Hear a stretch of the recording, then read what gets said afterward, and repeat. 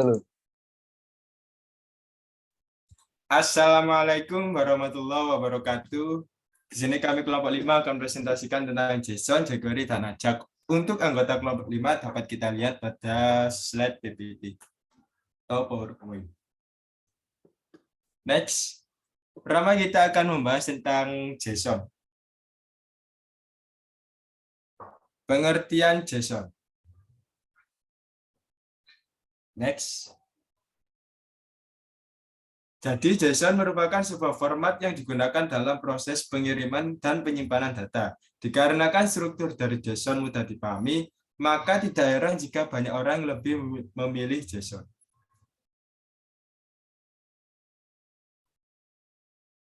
JSON ini merupakan singkatan dari JavaScript Object Notation, yang merupakan bentuk alternatif dari format sebelumnya, yaitu format XML.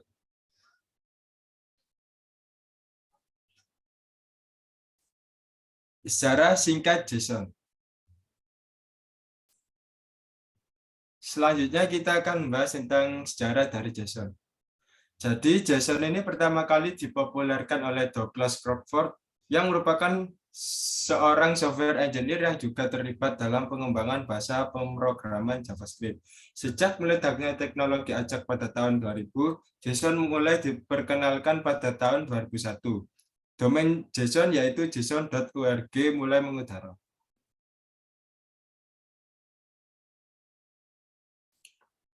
Selanjutnya kita akan membahas tentang penerapan pada JSON.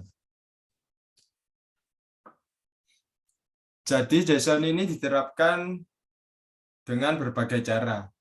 Pertama, JSON sebagai format untuk bertukar data klien dan server atau antar aplikasi, contohnya RESTful API. Selanjutnya, JSON sebagai tempat menyimpan data, contohnya database MongoDB. Selanjutnya, JSON digunakan untuk menyimpan konfigurasi project, contohnya file compressor.json pada project PHP dan package.json pada Node.js. Untuk penerapan JSON selanjutnya, yaitu JSON digunakan untuk menyimpan konfigurasi project pada Node.js. JSON juga digunakan untuk menyimpan data manifest.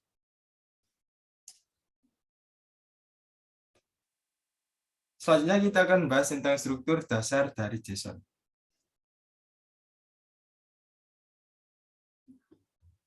Seperti kita lihat pada gambar di PPT, JSON selalu dimulai dengan tanda kurung kurawal. Pertama dibuka dengan pembuka kurung kurawal dan diakhiri dengan penutup kurung kurawal.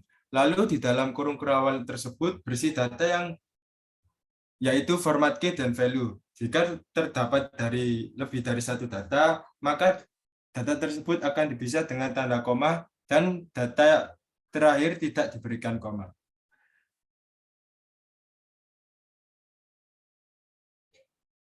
Kelebihan dan kekurangan JSON.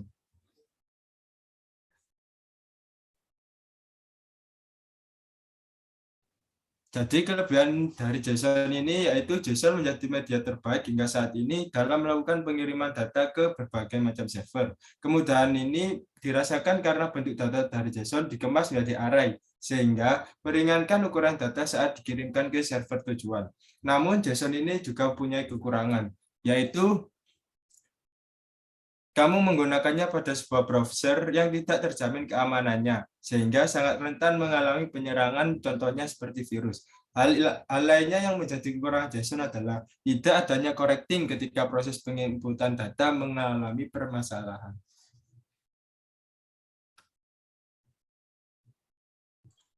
Baik, selanjutnya yaitu jenis-jenis value pada JSON. Ya, jenis-jenis value pada JSON ada beberapa, yaitu pertama objek, kemudian boolean, kemudian array, kemudian string, null, dan juga number. Ya, jadi objek. Jadi objek ini merupakan ketika deretan key dan value berpasangan, lalu masing-masing dari pasangan tersebut berkumpul. Jadilah sebuah objek yang ada di JSON. Biasanya objek ini pada rangkaian JSON diapit oleh tanda kurung kurawal pembuka dan penutup. Nah, kemudian penerapan objek ini diharapkan unik dan tidak mempunyai kesamaan dengan objek lainnya. Kemudian boolean, yaitu boolean ini akan mengembalikan poin benar dan salah yang dapat yang pada program munculnya yaitu true dan juga false. Yaitu penerapan ini tidak menggunakan tanda kutip pada JSON. Jadi tinggal tulis saja true dan juga false. Kemudian array. Nah, array ini penerapannya lebih sederhana dibandingkan objek karena hanya memanfaatkan sederet value dan dipisahkan dengan tanda koma. Sama seperti objek, jika pada rangkaian array tidak mempunyai value, maka dapat dikosongkan. Kemudian string. String ini merupakan deretan program yang berisi Unicode. Ya, ini baik angka, huruf, maupun simbol dapat disatukan. Namun, kita harus menggunakan dua tanda kutip seperti kutip dua. Namun tidak boleh menggunakan kutip satu. Kemudian tipe data 0. Nah, 0 ini menjadi jenis data di JSON yang tidak memerlukan tanda kutip 2 ataupun 1 dalam proses inputnya. Nah, penerapan 0 ini juga mempunyai dua makna, yaitu harus diisi dengan nilai yang valid ataupun dibiarkan kosong dan tidak bermakna apa-apa.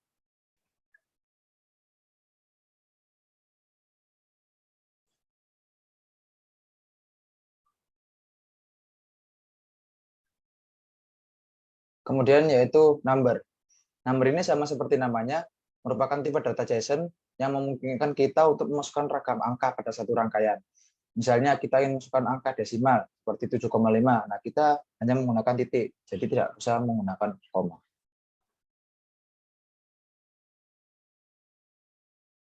Nah, ini merupakan contoh-contoh dari jenis-jenis value tadi. Ya, objek seperti ini. Jadi bisa kita jadi dipisahkan dengan diapit dengan tanda kurung berawal. Kemudian sedangkan boolean ini tinggal diisi true dan juga false. Sedangkan array ini diapit oleh tanda kurung siku.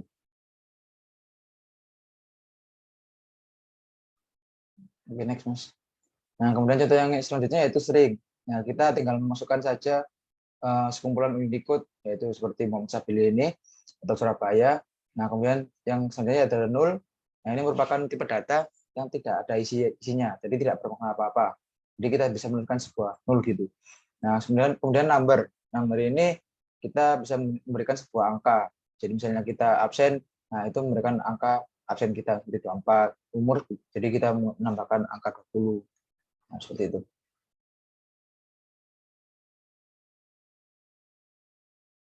Kemudian saya akan menjelaskan tentang jQuery. Pertama, saya akan menjelaskan pengertian jQuery. Nah, jQuery ini library JavaScript yang populer untuk membantu kita mempercepat dalam pembuatan website. Nah, bahasa pemrograman ini dibuat oleh John Lysike pada tahun 2006 untuk memudahkan para developer dalam menggunakan dan menerapkan JavaScript di website. Nah, seperti yang kita tahu, menulis kode bukanlah pekerjaan yang mudah dan terkadang menyulitkan. Terlebih lagi jika kita banyak string code-nya yang harus ditambahkan dan diaktifkan. Disinilah jQuery mainkan perannya.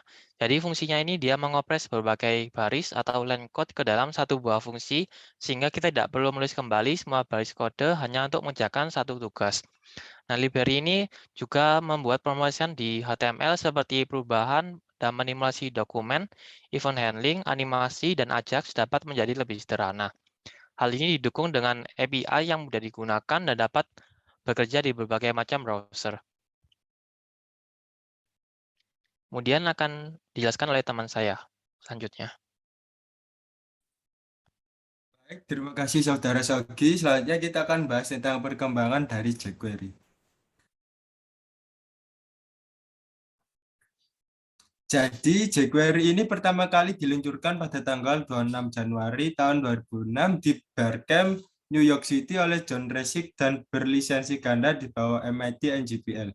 jQuery adalah library JavaScript yang dibuat untuk memudahkan pembuatan website dengan HTML yang berjalan di sisi klien. jQuery dibuat lebih ramping dari library prototype yang menjadi inspirasi dari library jQuery ini. Secara pemrograman, jQuery memiliki kemiripan seperti prototype.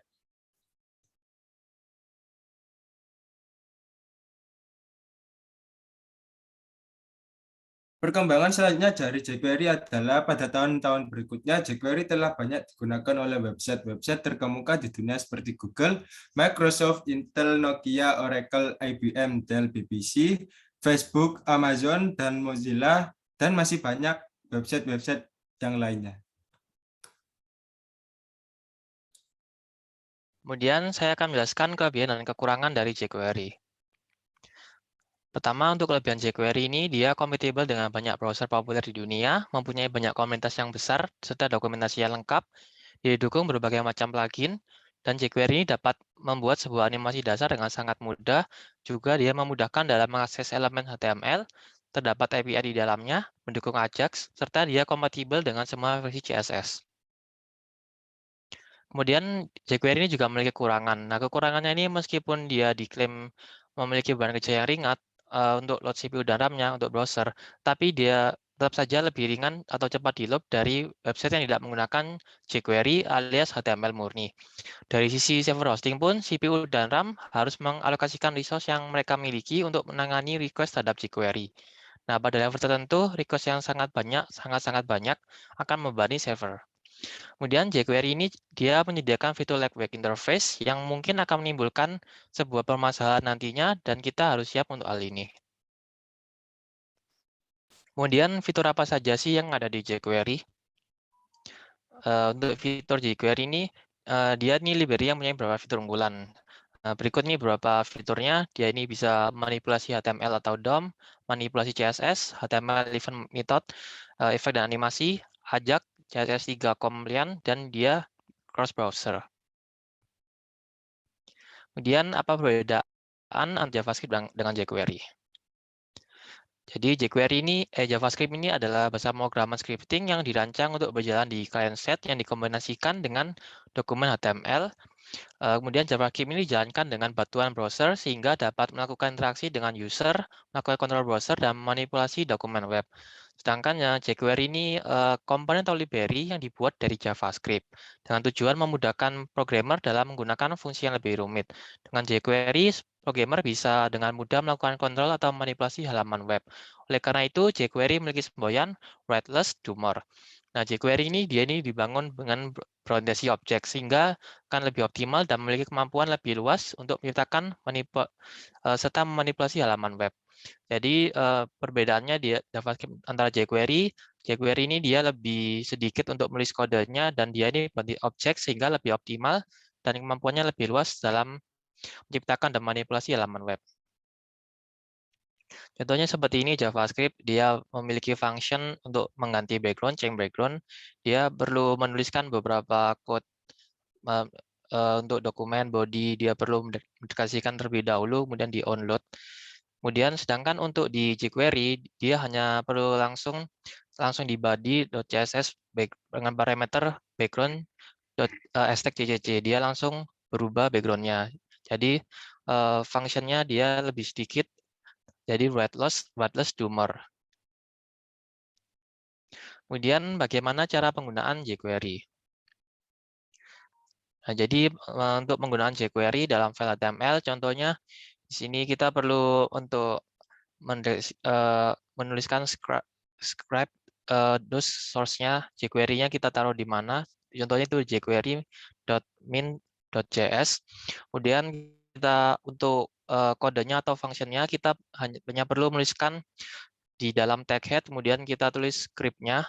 Jadi itu contohnya function ready yang ketika tag P diklik, dia akan mengeluarkan alert konbanwa selamat datang di abil.co.id.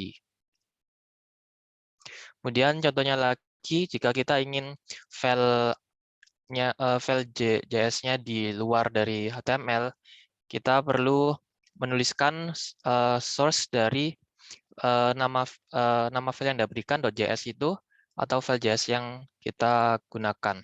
Kemudian untuk contohnya itu dia untuk JS-nya dia menggunakan link atau URL. Kemudian di jQuery ini memiliki selektor. Contohnya ini kita ingin elemen selektor. Nah, elemen selektor ini pemilihan elemennya pada jQuery. Dia ini memilih elemen berdasarkan nama elemennya. Kita dapat memilih semua elemen P atau tag P pada halaman, contohnya seperti ini. Jadi dia dolar, kemudian dalam kurung, ketik 2 P. Terus contohnya lagi yang di bawah, itu kita membuat function agar ketika dia diklik, tag P-nya itu dia akan sembunyi. Nah, itu kita hanya perlu menuliskan langsung P seperti itu atau elemennya. Kemudian di sini kita ada selektor hashtag ID selector. Nah, selector ID pada jQuery ini dia menggunakan atribut ID dari tag HTML untuk menemukan elemen tertentu. Nah, sebuah ID ini harus unik dalam sebuah halaman. Jadi kita harus menggunakan selector ID ini ketika ingin menggunakan satu elemen yang unik. Untuk menemukan elemen dengan ID tertentu, kita perlu menuliskan karakter khas atau hashtag, kemudian diikuti dengan ID elemen HTML. Contohnya seperti itu, yang hashtag test. Fungsinya tadi juga sama, dia akan meng-hide. Kita hanya perlu menuliskan hashtag.test seperti itu, atau nama dari ID-nya. Kemudian di sini ada selector class. Selector class ini menemukan elemen dengan kelas tertentu. Untuk menemukan elemen dengan kelas tertentu, kita perlu menuliskan karakter titik, kemudian diikuti dengan nama kelasnya. Nah, contohnya seperti yang di bawah itu, ini fungsinya juga sama, dia akan meng-hide class yang dituliskan kelasnya tersebut. Kemudian di sini ada beberapa contoh lagi selector jQuery. Di sini ada untuk select all element, dia sintaksnya seperti itu menggunakan bintang. Kemudian untuk current HTML element, dia menggunakan this. Untuk select semua tag p elemen pada kelas intro, dia menuliskan p.intro. Dan masih banyak lagi contohnya seperti yang di bawah tersebut. Bisa kita lihat contohnya di W3 itu JavaScript. Kemudian selanjutnya akan dilanjutkan oleh teman saya. Ya, di sini saya akan menjelaskan tentang Ajax. Next. Yang pertama, pengertian Ajax.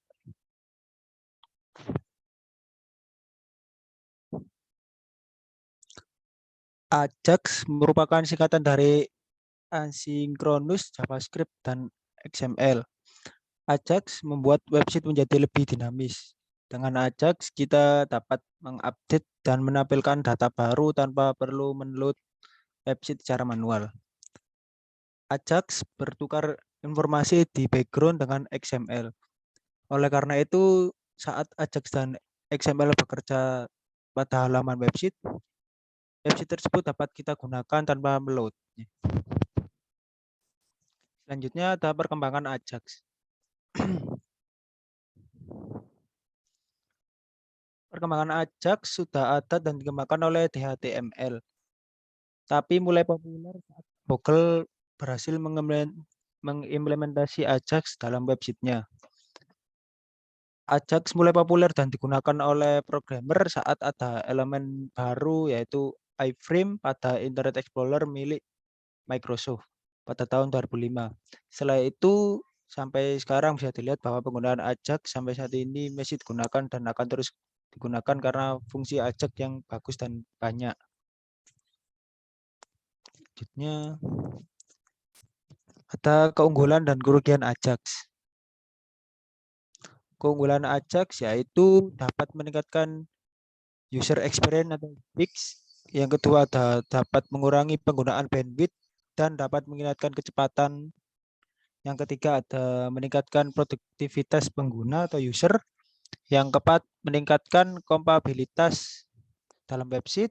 Yang kelima mengurangi head server dan beban jaringan dalam website.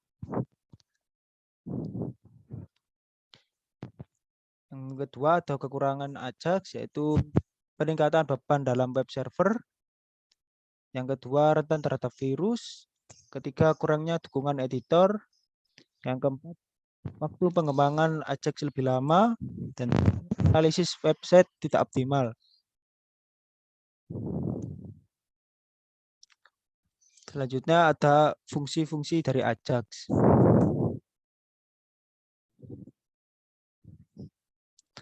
Fungsi Ajax yaitu meng-callback, yang selanjutnya membuat asynchronous call, dan ketiga melihatkan kecepatan website.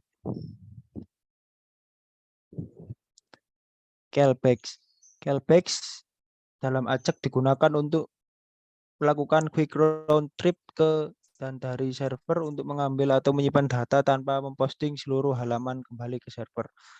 Dengan tidak melakukan postback penuh dan mengirim semua data formal ke server. Pemanfaatan jaringan diminimalkan dan operasi lebih cepat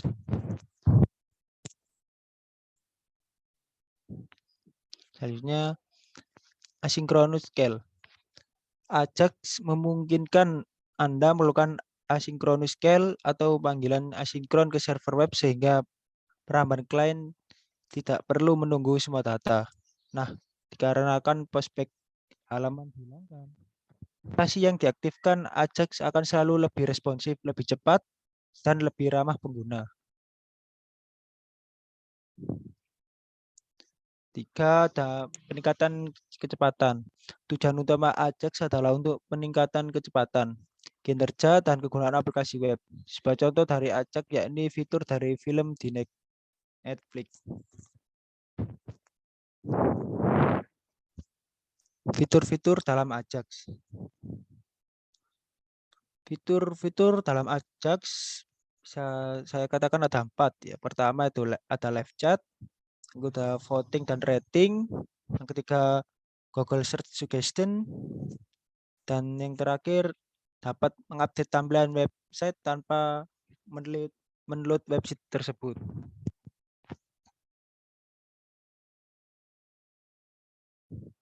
Selanjutnya akan dijelaskan oleh teman saya. Ya, baik. Kemudian yaitu cara kerja Ajax. Ya, jadi ini merupakan gambaran dari cara kerja Ajax. Jadi pertama itu Ajax akan mengirimkan sebuah request ke sebuah server atau HTTP request yang nantinya akan direspons oleh server tersebut. Nah, kemudian setelah direspon, maka Ajax akan mengirimkan ke sebuah objeknya, jadi untuk menampilkannya. Jadi Ajax ini bukan merupakan sebuah server side, melainkan tetap client side, namun juga bisa menghubungkan ke server side. Oke, next. Kemudian contoh penggunaan Ajax.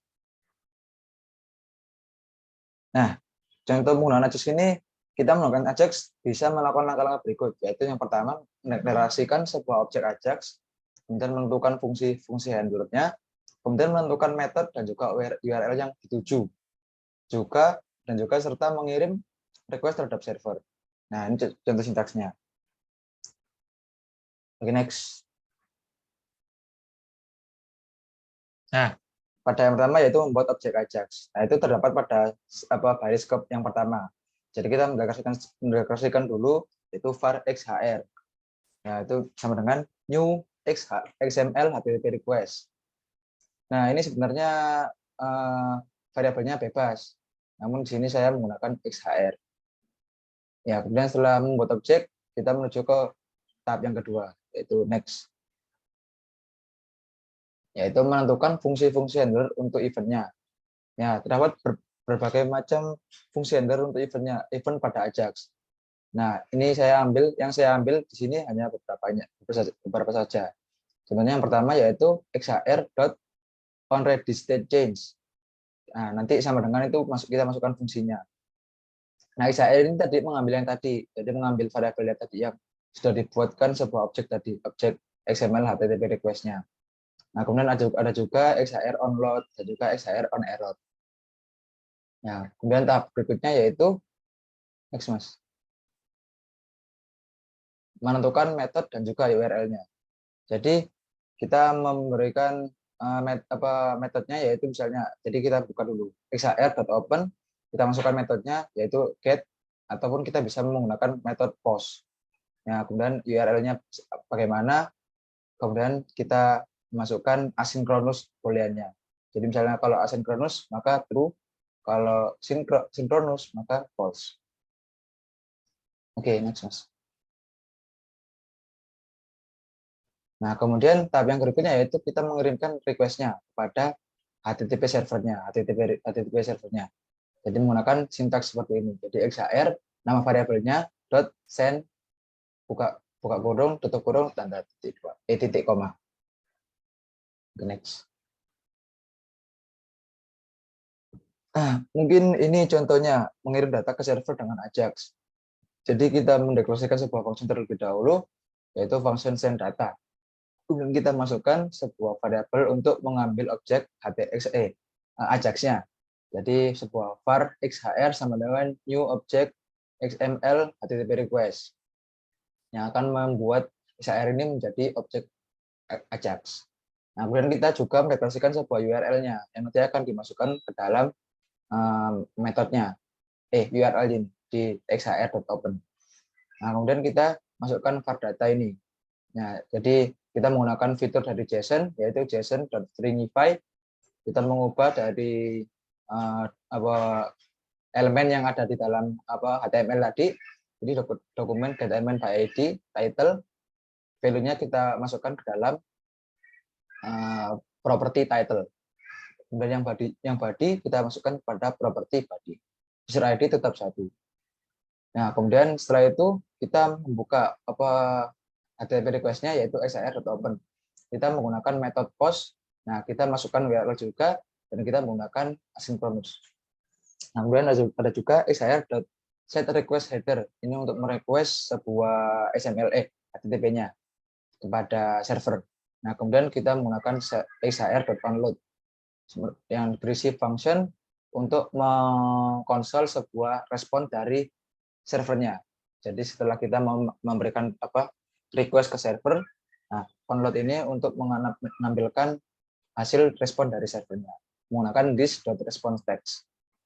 Kemudian kita mengirim requestnya menggunakan xhr.send, yaitu variabel data. Data tadi yang JSON stringify tadi. Nah, kemudian return false. Nah, ini merupakan contoh dari mengirim data ke server dengan Ajax. Next. Ya, mungkin itu saja dari kelompok 5 mengenai penjelasan Ajax, jQuery, dan juga JSON. Berikut ini merupakan referensi dari kelompok kami, yaitu menggunakan Web3 School, Stack Overflow, dan lain-lainnya. Nah, sekian dari kelompok kami.